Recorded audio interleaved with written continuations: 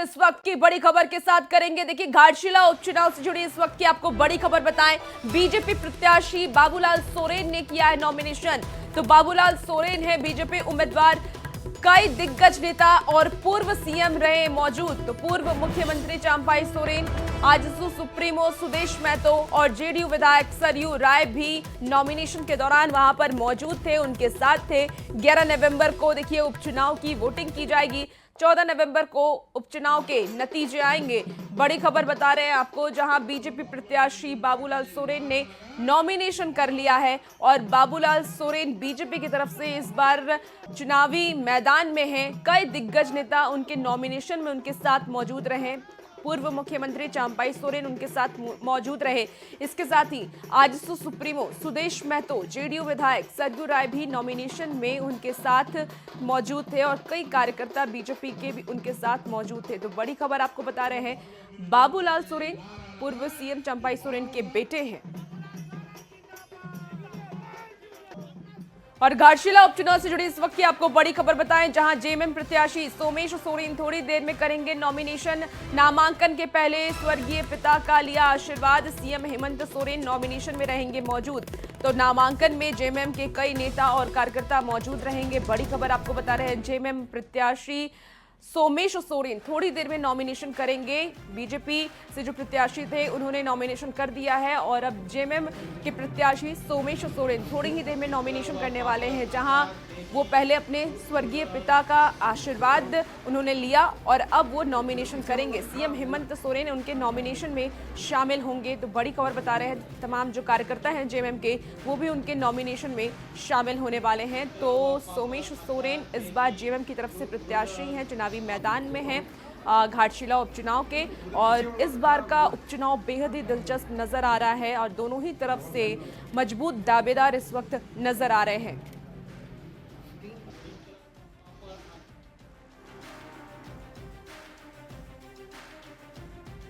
चलिए, राज्य से आपको बड़ी खबर बताएं, जहां बिहार विधानसभा पर अब जेएमएम का बयान सामने आया है। जेएमएम प्रवक्ता मनोज पांडे का बयान सामने आया है। जेएमएम गठबंधन के तहत बिहार में लड़ेगी चुनाव। तो बड़ी खबर आपको बता रहे हैं, जेएमएम ने बड़ा बयान दे दिया है।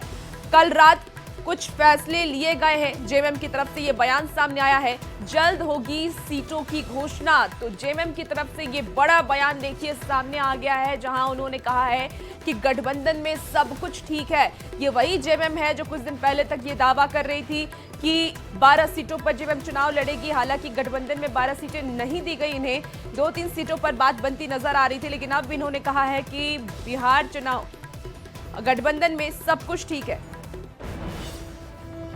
हो गए हैं, अभी कन्वे नहीं हुआ है, मुझे भी नहीं पता है। देर रात में कुछ अंतिम निर्णय हुआ है और मुझे लगता है आधिकारिक घोषणा बहुत जल्द आप लोगों तक भी पहुंच जाएगी। हम वहाँ चुनाव लड़ रहे हैं, लड़ेंगे। उम्मीद है इंडिया गठबंधन के तहत ही चुनाव लड़ेंगे। झारखंड के 48 नगर पालिका क्षेत्र में निकाय चुनाव का रास्ता अब साफ हो गया है और इसको लेकर के आरक्षण का खाका भी देखिए तैयार किया जा रहा है, जिसमें कि मेयर और अध्यक्ष पद पर BC 1 और BC 2 को जनसंख्या के आधार पर आरक्षण का लाभ देने की तैयारी है। वहीं जिन वार्ड में SC, ST और BC आबादी 1% से कम है, वहां आरक्षण का लाभ नहीं होगा। महिला आरक्षण और अन्य आरक्षणों के लिए रोटेशन प्रणाली लागू करने की भी तैयारी है, लेकिन कुल आरक्षण 50% से ज्यादा नहीं होगा। वहीं निकाय चुनाव को लेकर के सियासत भी देखिए अब शुरू हो गई है। जेएमएम और बीजेपी आमने सामने है। सरकार प्रतिबद्ध है और बहुत जल्द नगर निकाय का चुनाव की अधिसूचना जारी हो जाएगी। जो आरक्षण की बात है, मेयर करीब 9 मेयर के पद हैं और उसमें जनसंख्या के अनुपात में आरक्षण तय की जाएगी। साथ ही सरकार ये तय करेगी, अभी तक कुछ स्पष्ट नहीं है कि दलगत आधार पर होगा या फिर स्वतंत्र आधार पर होगा। देखिए, हम तो जानते थे कि सत्ता का नशा बुद्धि को भ्रष्ट करता है, पर सत्ता का नशा तो यहाँ याददाश्त को भी भ्रष्ट कर रहा है। अब आप देखिए, जेएमएम ने ही दलगत आधार पर चुनाव को हटाया था अपने कार्यकाल में। इन्हें डर थी कि भाजपा नगर निकाय के चुनावों को स्वीप कर जाती है, हटा दिया था इन्होंने। हम तो चुनौती देते हैं जेएमएम को, अगर बाजुओं में हिम्मत है आइए मैदान में दलगत आधार पर, तब आपको पता चलेगा दूध का दूध और पानी का पानी। देखिए, बिहार में चुनाव है लेकिन हलचल झारखंड में भी तेज है। दरअसल देवघर में बाबा बैद्यनाथ मंदिर में प्रत्याशियों का आना देखिए शुरू हो गया है। बाबा भोलेनाथ से जीत की कामना करने प्रत्याशी यहां पहुंच रहे हैं। बेलघर विधानसभा से एनडीए प्रत्याशी मनोज यादव ने भी बाबा बैद्यनाथ मंदिर पहुंच करके पूजा अर्चना की और जीत के लिए आशीर्वाद दिया। वहीं कहलगांव विधानसभा से आरजेडी प्रत्याशी रजनीश कुमार ने भी नॉमिनेशन से पहले बाबा बैद्यनाथ मंदिर में हाजिरी लगाई और विधि पूर्वक पूजा अर्चना की है। और ये दो अलग अलग तस्वीरें भी आपको इस वक्त टीवी स्क्रीन पर दिखा रहे हैं, जहां चुनाव से पहले प्रत्याशी अब बाबा भोलेनाथ के दर्शन के लिए बाबा धाम पहुंच रहे हैं। और बिहार विधानसभा चुनाव का बिगुल बज चुका है, जिसको लेकर के झारखंड में भी चुनावी रौनक देखने को मिल रही है। वहीं कहलगांव विधानसभा सीट से महागठबंधन ने आरजेडी के उम्मीदवार रजनीश यादव को सिंबल दिया है। दरअसल झारखंड सरकार में मंत्री संजय प्रसाद यादव के पुत्र रजनीश यादव इस बार बिहार विधानसभा चुनाव में कहलगांव सीट से भाग्य आजमा रहे हैं और इसको लेकर के झारखंड आरजेडी में भी उत्साह है। हमारे जो यहाँ के झारखंड के मंत्री हैं आदरणीय संजय यादव जी, जो कि उनके बेटे को टिकट मिला है, वो भी एकदम युवा है। एकदम हमारे जो तेजस्वी यादव जी, जो टिकट बहुत सारे युवाओं को दिया है, यही देखकर कि हम युवा को हमको अपने ओर आकर्षित करना है, आकर्षित करना है। युवा उनके तरफ आ रहे हैं और झारखंड की युवा का भी पूरी तैयारी है, हमारा भी पूरा तैयारी है। हम अपने सारे युवा को सभी जगह जहाँ जिनका जो था वहाँ हम ड्यूटी लगा दी है। आज उनका हम लिस्ट भी जारी कर देंगे कि किसको कहाँ जाना है। इसी बीच देखिए, रांची से बड़ी खबर आपको बता रहे हैं, जहां आज आदिवासी हुंकार महारैली है। दुर्वा के प्रभात तारा मैदान में ये महारैली होनी है और आदिवासी बचाओ मोर्चा के बैनर तले ये आयोजन होगा। कुर्मी के एसटी में शामिल करने का ये विरोध है। 2 लाख लोगों के शामिल होने का दावा किया जा रहा है। रांची से बड़ी खबर आपको बता रहे हैं, जहां आज आदिवासी हुंकार महारैली है और दुर्वा के प्रभात तारा मैदान में ये महारैली होगी, जिसमें कि कुर्मी में एसटी में शामिल करने का विरोध किया जाएगा। 2 लाख लोग इसमें शामिल हो सकते हैं। और इसी बीच देखिए, बड़ी खबर बिहार से, जहां एनडीए के सीएम फेस पर बीजेपी का पोस्ट सामने आया है। सीएम फेस पर सियासत के बीच ये पोस्ट सामने आया है। नीतीश कुमार के नेतृत्व पर भरोसा है एनडीए को। एक बार फिर से नीतीश कुमार के नेतृत्व में ही चुनाव लड़ा जाएगा, ये पोस्ट सामने आया है। जनता को भ्रमित करने की कोशिश है। तो देखिए, एनडीए ने अब साफ कर दिया है कि नीतीश कुमार के नेतृत्व में ही बिहार चुनाव लड़ा जाएगा और सीएम फेस नीतीश कुमार ही होंगे। बीजेपी का ये पोस्ट सामने आया है। आपको बता दें कि एनडीए के सीएम फेस पर बीजेपी का ये पोस्ट, आज ही नीतीश कुमार ने गृह मंत्री मिश्रा से मुलाकात की और सीएम फेस पर सियासत के बीच ये पोस्ट सब कुछ क्लियर करता हुआ नजर आ रहा है। नीतीश कुमार के नेतृत्व पर ही भरोसा है बीजेपी को भी। शाह का बयान तोड़ मरोड़ कर पेश किया गया है, उनके बयानों को, उनके पोस्ट को, लेकिन अब सब कुछ साफ है। एनडीए में जनता को भ्रमित करने की कोशिश है और उन्होंने साफ तौर पर कह दिया है कि सीएम नीतीश कुमार ही अगले बिहार के सीएम होने वाले हैं, यानी मुख्यमंत्री होने वाले हैं। एनडीए में सब कुछ ठीक है, ऑल इज वेल की स्थिति है और कोई भी कंफ्यूजन नहीं है सीएम फेस को लेकर के। ये साफ हो गया है बीजेपी की तरफ से। तो बड़ी खबर आपको बता रहे हैं, जहां चुनाव से पहले सीएम फेस भी डिक्लेयर कर दिया गया, सीएम फेस की भी घोषणा हो गई है। एनडीए की तरफ से एक बार फिर से नीतीश कुमार ही सीएम होंगे। ज्यादा जानकारी के साथ न्यूज 18 संवाददाता शैलेंद्र इस वक्त हमारे साथ फोन लाइन पर जुड़ गए हैं। शैलेंद्र, अब साफ हो गया, एनडीए में कोई कंफ्यूजन नहीं है, चाहे वो सीएम फेस की बात कर ले, सीटों की बात कर ले, सब कुछ क्लियर है। सीएम अब फिर से नीतीश कुमार ही होंगे, क्या कुछ और जानकारी है?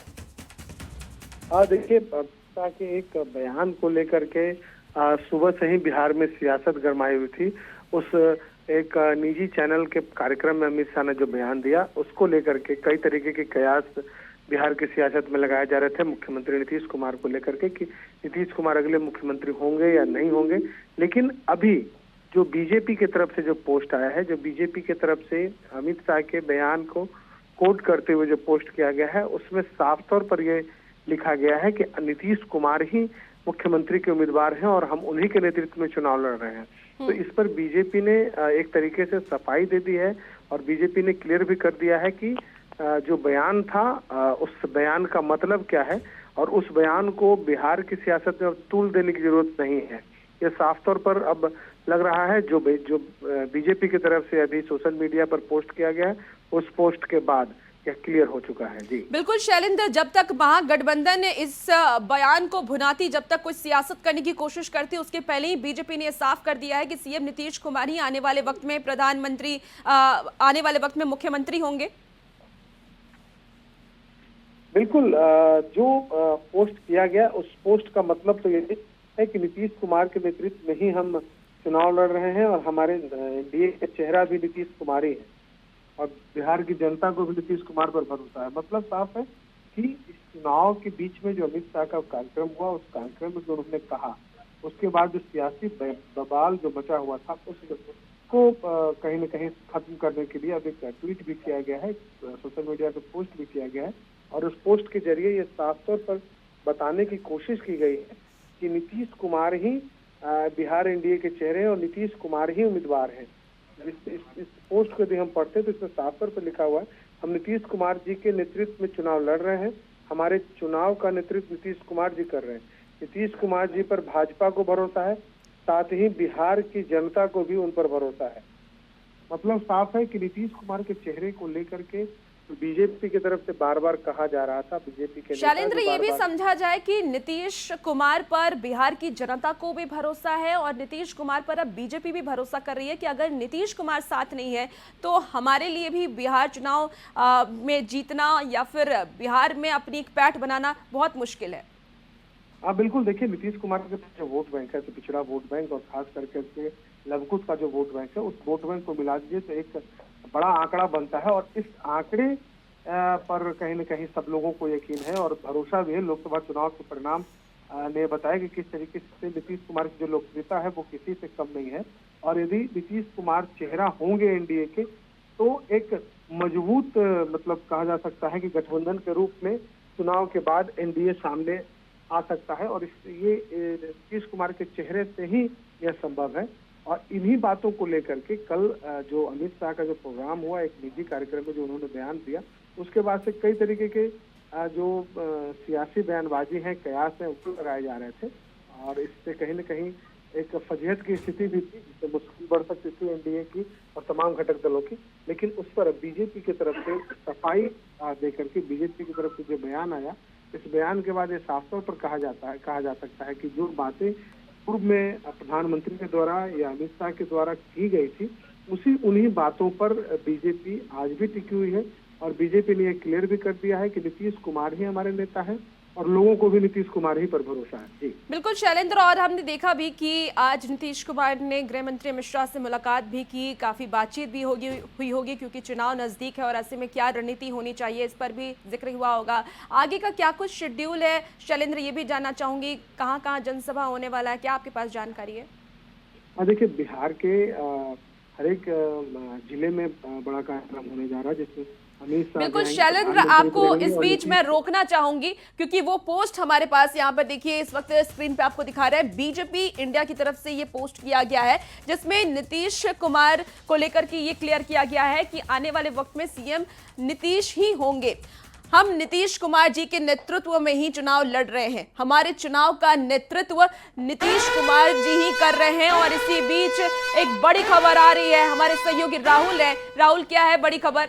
बिल्कुल, देखिए इस वक्त की सबसे बड़ी खबर महागठबंधन खेमे से सामने आ रही है, जहां पर वीआईपी प्रमुख मुकेश सहनी के साथ क्या खेल हो गया है। हम सवाल इसलिए उठा रहे हैं क्योंकि वहीं उसी गौड़ाबौराम सीट से आरजेडी की तरफ से प्रत्याशी का नामांकन होने जा रहा है और बाकायदा सोशल मीडिया पर इसका वीडियो भी लाइव किया गया। गौड़ाबौराम से चुनाव लड़ने की बात कही जा रही थी कि मुकेश सहनी इस सीट से चुनाव लड़ेंगे, नॉमिनेशन आज करने की बात कही जा रही थी, लेकिन उसी सीट से आरजेडी की तरफ से सिंबल दिया गया और अब यहां से बताया जा रहा है कि अफजल अली नॉमिनेशन करने के लिए इस सीट से जा रहे हैं। तो आखिर कौन सा खेल जो है वो खेला जा रहा है? पहले यह कहा गया कि 15 सीटों पर चुनाव मुकेश सहनी की पार्टी लड़ेगी, इसके साथ साथ एक राज्यसभा और 2 विधान परिषद का एडजस्टमेंट भी किया गया, लेकिन इस इसके बावजूद जब सारी तैयारियां पूरी हो गई, मुकेश सैनी को भी ये लग गया कि गौड़ा बौराम जो दरभंगा जिले में सीट आती है उस सीट से हम चुनाव लड़ने जा रहे हैं, और आखिरी वक्त में आरजेडी के सिंबल पर वहां से अफजल अली चुनावी मैदान में उतर पड़ते हैं, तो फिर मुकेश सैनी का क्या होगा? यानी कि जो तकरार है, टकराहट है, वो लगातार बढ़ती जा रही है। 2020 बिहार विधानसभा चुनाव की अगर बात करें तो ये सिटिंग सीट वीआईपी की रही है। स्वर्णा सिंह जो महिला विधायक है, अभी वो सिटिंग सीट है, लेकिन वहां से इस बार वीआईपी की तरफ से मुकेश सैनी खुद चाहे कि वहां से उम्मीदवारी वो दे और चुनावी मैदान में उतरने वाले थे। विपिन हमारे साथ न्यूज 18 संवाददाता जुड़ गए हैं। विपिन, जिस सीट को लेकर के फाइनल हो चुका था कि मुकेश सैनी खुद वीआईपी से गौड़ा बौराम सीट से चुनाव लड़ने जा रहे हैं, वहां पर अब अफजल अली के नॉमिनेशन का मतलब क्या होता है? जी बता दूं कि अभी जो खबर मिली है उसके अनुसार मुकेश सहनी अपने भाई को गौड़ा बौराम से चुनाव लड़वा रहे हैं। संतोष सहनी नाम है उनका, वो नॉमिनेशन कर रहे हैं और मुकेश सहनी खुद वहां उपस्थित है। और सबसे बड़ी खबर ये है कि अफजल अली जो बागी होके जो है वो नॉमिनेशन करके निकल गए हैं वहां से। विपिन, एक बार फिर से रिपीट कीजिएगा, किसका नॉमिनेशन हो रहा है? अफजल अली के भाई का? नहीं, मुकेश सहनी के भाई संतोष सहनी का नॉमिनेशन। मुकेश सहनी खुद खड़ा नहीं होके अपने भाई संतोष सहनी को गौड़ा बौराम सीट से उम्मीदवार बनाए हैं और वो नॉमिनेशन कर रहे हैं अभी। और अभी मुकेश सहनी खुद भी मौजूद हैं उनके साथ नॉमिनेशन। चले बिल्कुल, तो ये खबर सामने आ रही है कि मुकेश सहनी के भाई का नॉमिनेशन जो है वो यहां इस गौड़ा बौराम सीट से हो रहा है, यानी कि खुद मुकेश सहनी इस बार चुनावी मैदान में नहीं है, लेकिन उनके भाई नॉमिनेशन कर रहे हैं। और उनके भाई के नॉमिनेशन में ही बताया जा रहा है कि अफजल अली जो है वो पहुंचे हुए हैं वहां पर, यानी कि अफजल अली का जो साथ है वो मुकेश सहनी। तो बिल्कुल देखिए, अब